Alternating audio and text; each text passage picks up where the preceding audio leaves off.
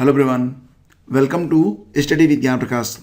दोस्तों, current affairs का यह एक बहुत ही इंपॉर्टेंट वीडियो है जिसमें हम लोग पूरे जनवरी से जितने भी इंपॉर्टेंट नियुक्तियां हुई हैं, अपॉइंटमेंट्स हुए, उस पर भी एक नज़र डालेंगे। साथ ही साथ जितने भी महत्वपूर्ण निधन हुए हैं एग्ज़ाम के लिए, ये प्रश्न काफ़ी इंपॉर्टेंट रहेंगे, उसको भी एक बार देखेंगे। साथ ही साथ 3 जनवरी का जो करंट अफेयर्स था जो कि छूट गया था, उस पर भी चर्चा करेंगे। ये प्रश्न काफ़ी इंपॉर्टेंट होंगे। और इसके अलावा जो भी पॉइंट्स पूरी जनवरी महीने में डिस्कस करने से किन्हीं कारणों से रह गए थे, सभी को डिस्कस करेंगे आज के इस वीडियो में। तो पूरा वीडियो आप लोग ध्यान से देख लीजिएगा क्योंकि वीडियो काफ़ी इंपॉर्टेंट है। और शुरुआत करेंगे महत्वपूर्ण नियुक्तियों से। तो देखिए यहाँ पर फास्टिन आर्कचेंज तोडेरा, फास्टिन आर्कचेंज तोडेरा के बारे में बात कर लेते हैं। तो ये मध्य अफ्रीकी गणराज्य के नए राष्ट्रपति के रूप में चुने गए हैं। राज अय्यर, ये कौन है? ये भारतीय अमेरिकी हैं जो अमेरिकी सेना के पहले CIO यानी कि मुख्य सूचना अधिकारी बने हैं। ठीक है, तो राज अय्यर ये काफ़ी इंपॉर्टेंट है। अगला होगा NS विश्वनाथन। ये RBI के पूर्व डिप्टी गवर्नर हैं जिन्हें रिजर्व बैंक द्वारा गठित कॉलेज ऑफ सुपरवाइजर्स के अध्यक्ष के रूप में चुना गया है। अभिषेक यादव को चुना गया है पहला उप सचिव AIFF यानी कि ऑल इंडिया फुटबॉल फेडरेशन का, काफ़ी इंपॉर्टेंट। ठीक है। Preeti Pant NHFS national health family survey 5 के परिणामों का अध्ययन करके विपरीत निष्कर्षों का हल देने वाली कमेटी है, उसकी ये प्रमुख बनाई गई हैं। तो यहाँ पर जो NHFS 5 था, उसका जब रिजल्ट सामने आया तो उसमें कुछ चीज़ें ऐसी थी जो कि नेगेटिव थी। तो वो नेगेटिव क्यों हैं और उसको किस प्रकार से हल किया जाएगा, इस पर एक कमेटी बनी है जिसको लीड करेंगी प्रीति पंत जी। सबरीना सिंह उप प्रेस सचिव बनाई गई हैं व्हाइट हाउस अमेरिका की। और अमेरिकी नवनिर्वाचित राष्ट्रपति कौन है? जो बाइडेन, इन्होंने इनको नियुक्त किया है। सुबोध कुमार जायसवाल ये 28वें DG बने हैं, डायरेक्टर जनरल महानिदेशक CISF के। सेहान जयसूर्या को बनाया गया है श्रीलंका के बल्लेबाज जिन्होंने क्रिकेट से संन्यास की घोषणा की है। सेहान जयसूर्या का जो परिवार है वो शिफ्ट हो रहा है अमेरिका, तो इसलिए इन्होंने अपना जो क्रिकेट है उससे इन्होंने संन्यास की घोषणा की है। सदीर जापारोव ये किर्गिस्तान के नए राष्ट्रपति चुने गए हैं। उमेश कुशवाहा, काफ़ी इंपॉर्टेंट है ये बिहार JDU के नए अध्यक्ष बने हैं। ठीक है, बिहार JDU के। रणवीर सिंह कृष्णिया को पुडुचेरी के नए पुलिस महानिदेशक के रूप में नियुक्त किया गया है। जय शाह ये ICC की आधिकारिक बैठकों के लिए BCCI का प्रतिनिधि के रूप में इन्हें चुना गया है। सदर जापारोवा ये किर्गिस्तान के नए राष्ट्रपति बने हैं। और मनीष चौहान, भारत ने पुर्तगाल में इनको नया राजदूत नियुक्त किया है। Kiran Mazumdar Shaw US India business council का वाइस चेयरमैन के रूप में इनकी नियुक्ति हुई है। सिद्धार्थ मोहंती LIC के प्रबंध निदेशक हैं, 1 फरवरी 2021 से ये पदभार ग्रहण करेंगे। संजीव कुमार MD और CEO बनाए गए हैं TCIL that is telecommunication consultant India limited. Rajiv Lochan को बनाया गया है प्रबंध निदेशक सुंदरम फाइनेंस लिमिटेड। कार्यकाल इनका शुरू होगा 1 अप्रैल 2021 से। अमरेश कुमार चौधरी ये chief of army staff commendation से सम्मानित किए गए हैं, तो ये काफ़ी इंपॉर्टेंट है, इसको भी आप याद रखना। अमरेश कुमार चौधरी को chief of army staff commendation से सम्मानित किया गया है। अब कुछ इंपॉर्टेंट डेथ्स हैं, निधन है, उसको देख लेते हैं। माधव सिंह सोलंकी का निधन हुआ है। ये गुजरात के पूर्व मुख्यमंत्री थे और वरिष्ठ कांग्रेसी नेता थे। तुर्लापति कुटुंबा राव ये वयोवृद्ध तेलुगु पत्रकार और वक्ता थे। 2004 में इनको पद्मश्री से सम्मानित किया गया था, इनका भी निधन हो गया है। नील सिंहान का निधन हुआ है जो कि पुलित्जर पुरस्कार विजेता थे, लेखक और पत्रकार। प्रसिद्ध इनकी जो फेमस बुक थी वो थी ए ब्राइट शाइनिंग लाई, जान पाल वान और अमेरिका इन वियतनाम। ठीक है। अगला है गुलाम मुस्तफ़ा खान का निधन हुआ है, पद्म विभूषण से सम्मानित, 2003 में संगीत नाटक अकादमी पुरस्कार से सम्मानित, 1991 में पद्मश्री, 2006 में पद्म भूषण और 2018 में पद्म विभूषण से सम्मानित किया गया। यानी कि पद्मश्री, पद्म भूषण और पद्म विभूषण से सम्मानित गुलाम मुस्तफ़ा खान का निधन हुआ है, तो ये आपको याद रखना है। बूटा सिंह नेहरू गांधी परिवार के विश्वासपात्र रहे। सरदार बूटा सिंह ने भारत सरकार में केंद्रीय गृह मंत्री, कृषि मंत्री, रेल मंत्री, खेल मंत्री और अन्य कार्यभार के अलावा बिहार के राज्यपाल के और राष्ट्रीय अनुसूचित जाति आयोग के अध्यक्ष के रूप में भी महत्वपूर्ण विभागों का संचालन किया था। तो इनका भी निधन हो गया 1 जनवरी के आसपास। ठीक है, अब कुछ इंपॉर्टेंट एमसीक्यूज होंगे जो कि बहुत इंपॉर्टेंट हैं आपकी परीक्षा के लिए। तो दोस्तों यहाँ पर जो क्वेश्चन है बहुत इंपॉर्टेंट है, वेरी वेरी इंपॉर्टेंट। ठीक है, तो देखिए क्वेश्चन है कि परमाणु प्रतिष्ठानों और सुविधाओं के खिलाफ हमलों के निषेध पर समझौते के अनुसार 1 जनवरी 2021 को किन 2 देशों ने परमाणु प्रतिष्ठानों की सूची का आदान प्रदान किया है। क्वेश्चन को आप ऐसे समझिए कि 2 देश ऐसे हैं जो अपने परमाणु प्रतिष्ठानों की सूची का आदान प्रदान करते हैं। तो ये सूची जो है कौन से 2 देश 1 जनवरी को इसका लेन देन करते हैं, ताकि उस पर जो है मतलब एक तरीके से सुरक्षा को बढ़ाने के लिए ये कदम उठाया जाता है। और ये देश हैं, कौन से देश हैं ये? ऑप्शन बी, ये हैं इंडिया और पाकिस्तान। इनके बीच में एक एग्रीमेंट हुआ है, लगभग 30 साल से ये एग्रीमेंट जारी है। और विषम से विषम परिस्थितियों में भी, यानी कि जब संसद पर हमला हुआ तब भी, जब कारगिल युद्ध हुआ था तब भी ये जो जानकारियाँ थी वो शेयर की गई थी। तो 30 वर्षों से ये जानकारियाँ जो हैं वो भारत और पाकिस्तान एक दूसरे से शेयर करते रहे हैं। ठीक है, अगला क्वेश्चन लेते हैं। भारत ने 2021-22 के कार्यकाल के लिए संयुक्त राष्ट्र सुरक्षा परिषद UNSC United nation security council के गैर अस्थायी सदस्य के रूप में अपने 2 साल के कार्यकाल की शुरुआत कर ली है।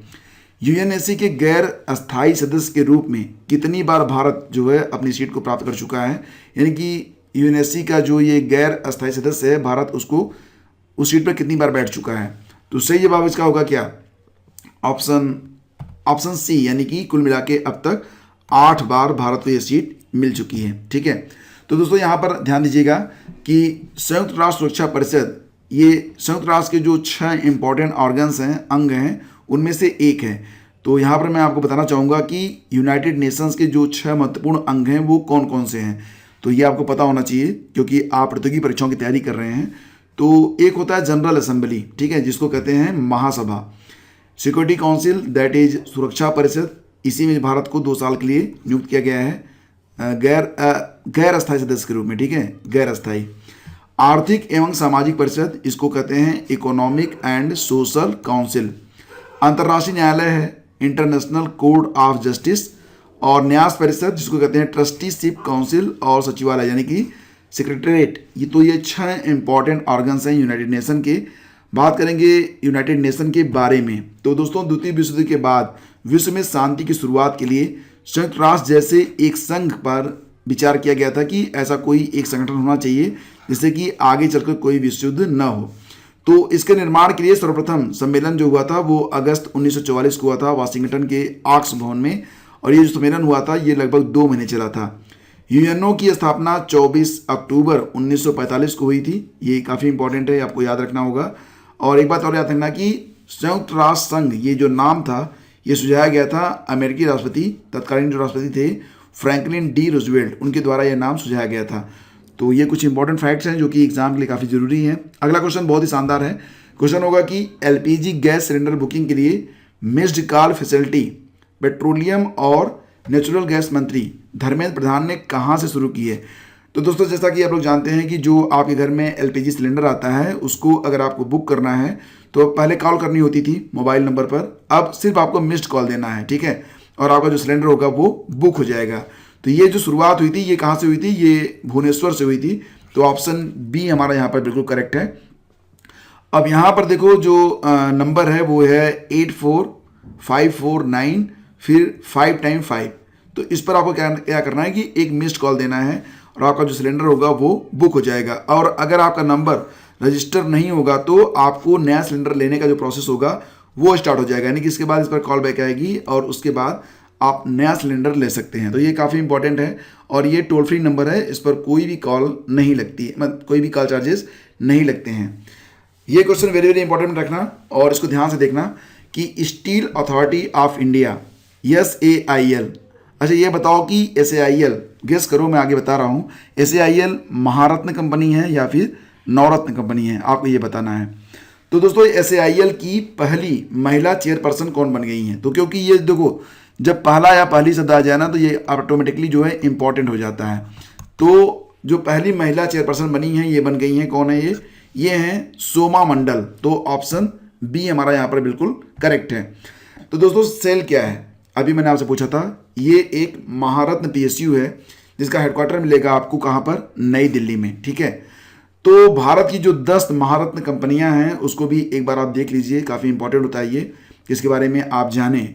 तो देख लीजिए, भारत हैवी इलेक्ट्रिकल्स लिमिटेड, जिसको आप कहते हैं भेल, BHEL से इसे इंडिकेट किया जाता है। इसके अलावा भारत पेट्रोलियम कॉर्पोरेशन लिमिटेड, जिसको आप कहते हैं BPCL। तीसरा है कोल इंडिया लिमिटेड और गेल इंडिया लिमिटेड, जिसको आप गेल कहते हैं। ठीक है, हिंदुस्तान पेट्रोलियम कॉर्पोरेशन लिमिटेड। ठीक है, ये हो गया क्या आपका HPCL। Indian oil corporation limited IOCL। NTPC limited, oil and natural gas corporation limited. ठीक है, ONGC, ये भी महारत्न कंपनी है। Power grid corporation of India limited और steel authority of India limited. तो ये 10 महारत्न कंपनियां हैं, इसके बारे में आपको बिल्कुल पता होना चाहिए। हाल ही में किस देश ने स्वदेशी लोगों को सम्मानित करने के लिए राष्ट्रगान में एक शब्द को बदल दिया है? तो वहां पर क्या किया गया था कि एक शब्द था राष्ट्रगान में, उसको बदला गया है। और ये काम किया था किसने? ये काम किया गया है ऑस्ट्रेलिया के द्वारा। तो विकल्प सी हमारा यहाँ पर बिल्कुल करेक्ट है। तो ऑस्ट्रेलिया ने अपने राष्ट्रगान में एक शब्द बदला है। इसकी जानकारी देते हुए प्रधानमंत्री स्कॉट मॉरिसन ने इसे देश की स्पिरिट ऑफ यूनिटी को बढ़ाने वाला कदम बताया है। नए साल की पूर्व संध्या पर प्रधानमंत्री ने घोषणा की थी कि राष्ट्रगान की दूसरी पंक्ति एडवांस ऑस्ट्रेलिया फेयर, जो वहाँ पर राष्ट्रगान है ऑस्ट्रेलिया का, उसको कहते हैं एडवांस ऑस्ट्रेलिया फेयर। तो इसमें एक पंक्ति थी, for we are young and free, for we are young and free. तो यहाँ पर जो यंग शब्द है ना, यंग, इसको बदल दिया गया है किससे? वन से, for we are one and free कर दिया गया है। तो यह बदलाव जो है वो 1 जनवरी से लागू है। और राष्ट्रगान एडवांस ऑस्ट्रेलिया फेयर, ये पीटर डोड्स मैककॉर्मिक द्वारा मतलब इसको बनाया गया था, पीटर डोड्स मैककॉर्मिक। और इसको जो है 1878 में पहली बार गाया गया था। 1984 में इसे राष्ट्रगान के रूप में अपनाया गया था। तो काफ़ी इंपॉर्टेंट क्वेश्चन है ये, और एग्जाम के लिए तो बहुत ही इंपॉर्टेंट है। ठीक है, आगे बढ़ते हैं। किस व्यक्ति को भारत का नया उप चुनाव आयुक्त नियुक्त किया गया है? उप चुनाव आयुक्त, तो ये कौन है? ये है Umesh Sinha, that is option A. ठीक है, तो उमेश सिन्हा को भारतीय निर्वाचन आयोग में उप चुनाव आयुक्त नियुक्त किया गया है। ये 1986 बैच के IAS अधिकारी हैं जो कि रिटायर्ड हैं और वर्तमान में चुनाव आयोग में महासचिव के पद पर कार्यरत हैं। भारत के जो मुख्य चुनाव आयुक्त हैं उनका नाम है सुनील अरोड़ा, और 2 चुनाव आयुक्त होते हैं, जैसे कि एक हो गया आपका मुख्य चुनाव आयुक्त, इसके अलावा 2 पद और होते हैं चुनाव आयुक्त। तो बाकी के जो 2 चुनाव आयुक्त हैं उनमें अशोक लवासा जी हैं और सुशील चंद्रा जी हैं। ठीक है, तो ये आपको याद रखना है। हाल ही में एशियाई विकास बैंक और भारत सरकार ने किस पहाड़ी राज्य में बागवानी उत्पादन और कृषि घरेलू आय को बढ़ाने के लिए $10 मिलियन के ऋण समझौते पर हस्ताक्षर किए हैं? इसका सही जवाब क्या होगा? ऑप्शन, जी हाँ, ऑप्शन सी, यानी कि हिमाचल प्रदेश। हिमाचल प्रदेश के बारे में बात करें तो CM है जयराम ठाकुर, गवर्नर है बंडारू दत्तात्रेय, और एशियन डेवलपमेंट बैंक यानी कि ADB के बारे में बात कर लेते हैं। तो ADB का हेडक्वार्टर मिलेगा आपको कहाँ पर? फिलीपींस में। प्रेसिडेंट हैं मत्सुगु असाकावा, और स्थापना इसकी हुई थी 1966 में 19 दिसंबर को। एक किताब आई है और काफ़ी चर्चा में ये किताब, जैसा कि आप यहाँ पर देख रहे हैं, ये गणेश जी हैं और ये चूहा है। तो गणेश जी का वाहन क्या है? चूहा है। तो यहाँ पर किताब ये है वाहन मास्टर क्लास, वाहन मास्टर क्लास। ये किताब लिखी गई है किसके द्वारा? अल्फ्रेडो कोवेली के द्वारा। तो यहाँ पर जो सही जवाब है वो ऑप्शन बी है, वाहन मास्टर क्लास। ये जो किताब है ये अल्फ्रेडो कोवेली के द्वारा लिखी गई है। तो दोस्तों ये जो किताब है काफ़ी इंपॉर्टेंट है, क्योंकि यह पुस्तक भगवान गणेश की कहानी पर आधारित है, जो ब्रह्मांड की परिक्रमा के लिए नए वाहन की तलाश करते हैं और अंततः वो जाकर चूहे को अपना वाहन बनाते हैं। तो ये थे कुछ बहुत ही इंपॉर्टेंट MCQ जो कि एग्जाम के लिए काफ़ी ज़रूरी थे। इसको मैंने किया इस वीडियो में डिस्कस। वीडियो अगर आपको पसंद आया तो इसे लाइक कर देना, अपने दोस्तों के बीच इसे शेयर कर देना, और चैनल पर अगर आप पहली बार आएँ तो सब्सक्राइब करना बिल्कुल भी मत भूलना। हम मिलेंगे आपसे अगले वीडियो में। आज्ञा दीजिए, नमस्कार, जय हिंद।